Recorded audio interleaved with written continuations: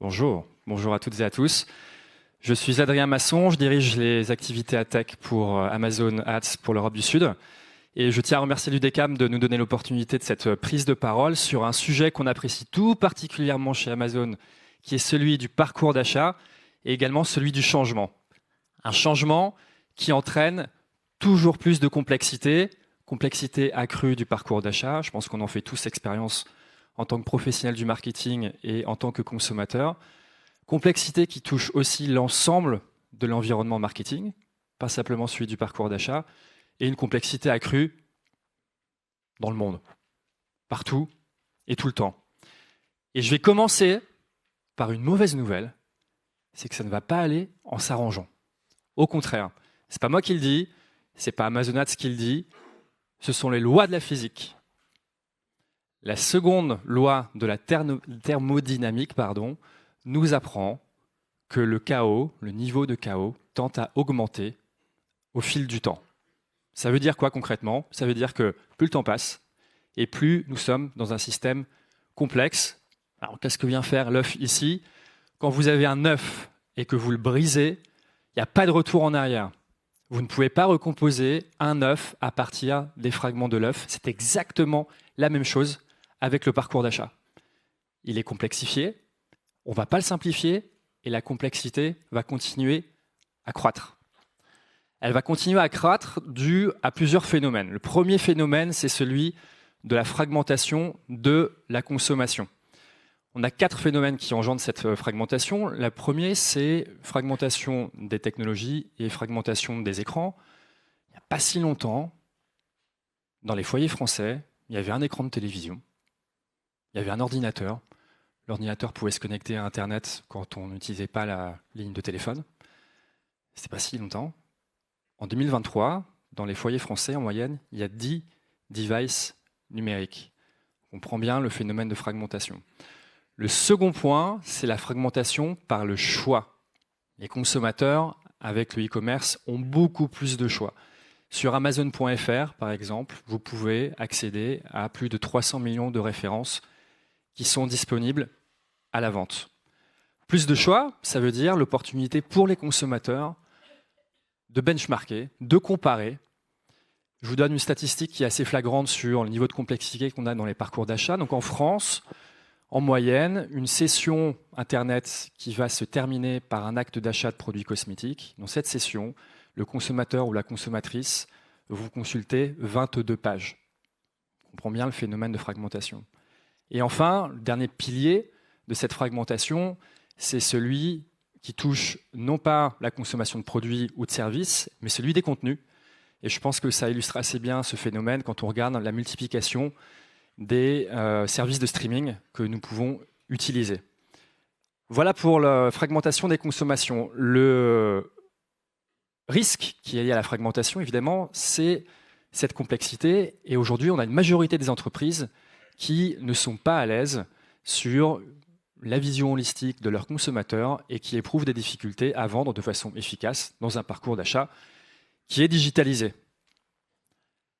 Second phénomène, et Magali, tu en parlais, celui de la donnée.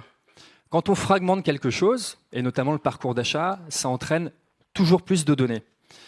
Et toujours plus de données, c'est toujours plus complexe à appréhender. Dans les grandes entreprises en moyenne, il y a 400 sources de données qui sont utilisées. D'accord ? Pour les 20% des entreprises les plus grandes, on monte à 1000. Le volume de données chaque mois augmente de 60% en moyenne. On se rend compte qu'il y a vraiment une inflation de cette donnée. Et évidemment, plus il y a de données, plus c'est compliqué. Et enfin, le dernier point, c'est le cloisonnement des organisations. Ça, je pense qu'on y est tous confrontés. En tout cas, chez Amazon, on est confronté aussi à ce phénomène. C'est plus compliqué. On a besoin de plus d'expertise. On a besoin d'une plus grande variété d'expertise. Donc, ça engendre des challenges organisationnels. Je vous donne un exemple très concret qu'on vit très souvent chez Amazon Ads pour mettre en place un projet de data marketing, ne serait-ce que relativement simple, un dashboard par exemple. On doit collaborer en moyenne avec 5 départements différents et ça va du département de la marque à celui du juridique. Donc c'est très large. Et c'est intéressant de constater que le premier frein à l'adoption des technologies publicitaires, dans les organisations sont les silos, et notamment les silos de données. Donc qu'est-ce qu'on fait quand on est dans un environnement qui devient de plus en plus complexe? On a un principe assez fondateur chez Amazon. Alors on approche ça en toute humilité, parce que ça reste extrêmement compliqué. Le principe fondateur, c'est que dans un environnement mouvant, un environnement qui se complexifie, qui change, le plus simple, c'est de se concentrer sur ce qui ne change pas. On appelle ça les fondamentaux invariables. Je vais faire apparaître la fameuse flywheel qui a été écrite par Bezos sur un bout de table il y a quelques années pour illustrer ces fondamentaux invariables. Donc ça, c'est pour l'activité retail, mais c'est vrai pour l'ensemble des business Amazon. Il y a quelque chose qui ne changera jamais avec les consommateurs, c'est qu'ils veulent un bon rapport qualité-prix, ils veulent avoir du choix, et ils veulent une bonne qualité de service, et en général, ils sont toujours mécontents. Ça, c'est quelque chose qui était vrai il y a 20 ans, c'est quelque chose qui est vrai aujourd'hui, et c'est quelque chose qui sera encore vrai dans 20 ans. Et c'est beaucoup plus simple d'appréhender le changement quand on focus sur ce qui ne change pas. Alors si on reprend les différents phénomènes, on a le premier phénomène, celui de la fragmentation de la consommation. Si on met en rapport la façon dont on utilise les funnels, on se rend compte qu'il y a quelque chose qui ne marche pas. Je ne suis pas en train de dire que les funnels ne fonctionnent pas, ce sont des outils qui sont extrêmement utiles pour simplifier la complexité, mais ce que je dis, c'est qu'un outil, ce n'est pas une stratégie. Le problème de la pensée en funnel, c'est que c'est une pensée en séquence. Donc on a la notoriété, la considération, la performance. Sauf que aujourd'hui, vous pouvez être devant un écran de télévision et être en train d'acheter, et vous pouvez être sur un site de e-commerce pour découvrir un produit. On se rend bien compte que la séquence, elle est mise à mal. Si je reprends la partie données, donc toujours plus de données, cette donnée en général transite d'abord par le département IT, et ensuite, dans le meilleur des cas, elle va jusqu'au marketing, et puis il y a un petit peu un point de rupture ici. On va voir tout à l'heure que finalement, quand on a ce point de rupture, la donnée n'est pas si utile que ça. Et le dernier point, c'est ces organisations cloisonnées. Encore une fois, cette pensée en séquence, on a le marketing qui vient aider le département des ventes, et le département des ventes qui vend des produits, des services aux consommateurs. Et dans cette séquence, malheureusement, le consommateur, il arrive quand? Il arrive en dernier. Et ce n'est pas l'idéal. Quand on regarde ça, ça ressemble quand même, excusez-moi l'expression, à un bon gros sac de nœuds. Et pour les personnes comme moi qui utilisent encore des écouteurs filaires, vous avez sur l'écran le phénomène de l'entropie, qui est le second principe de la thermodynamique. C'est très chiant.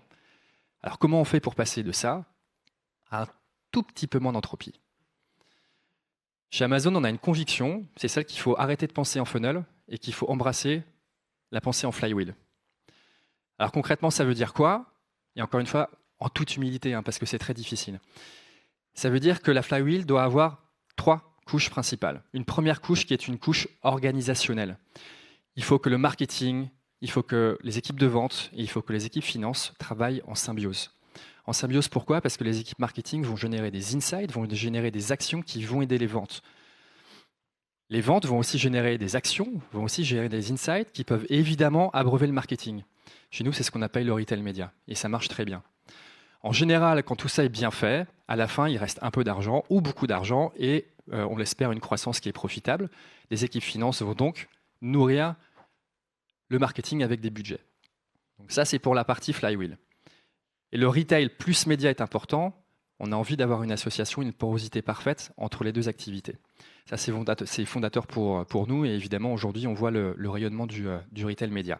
Ça, c'est la première couche. La seconde couche, c'est la couche de technologie et la couche de data. Petite révélation, la data, ça ne sert à rien. Si elle n'est pas traduite en insight, ça ne sert à rien.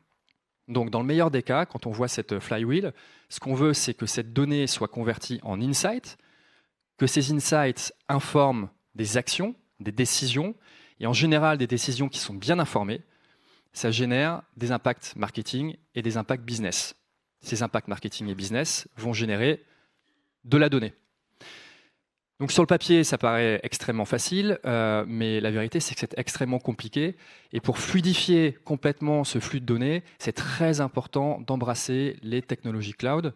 Et c'est pour ça que vous verrez dans les mois et les années qui viennent une hybridation toujours plus forte entre le monde de la publicité et le monde de l'IT. La dernière couche C'est celle qui nous intéresse plus particulièrement, celle du marketing, avec une pensée en flywheel sur la planification, l'activation et la mesure. On peut continuer à utiliser les funnels, mais encore une fois, ça n'est pas une stratégie. Là, on a une stratégie qui est efficace et que nous, on a traduit chez Amazon Ads par l'apport de l'écran de télévision et de la vidéo, en plus du retail média et en plus du cloud. Pour faire quoi? Ce qu'on adore, c'est le full funnel. La magie de cette flywheel, c'est que le consommateur n'est pas pensé en dernier, mais il est bien pensé au centre. Et ça, c'est évidemment extrêmement important. Je vais conclure avec une bonne nouvelle. Les lois de la physique nous disent aussi que rien ne se perd, rien ne se crée, et tout se transforme. Et à partir de quelques œufs cassés, je vous promets qu'on peut faire une recette qui peut durablement marquer vos esprits et être créateur d'émotions. Et c'est bien ce qu'on demande à la publicité. Merci de m'avoir écouté.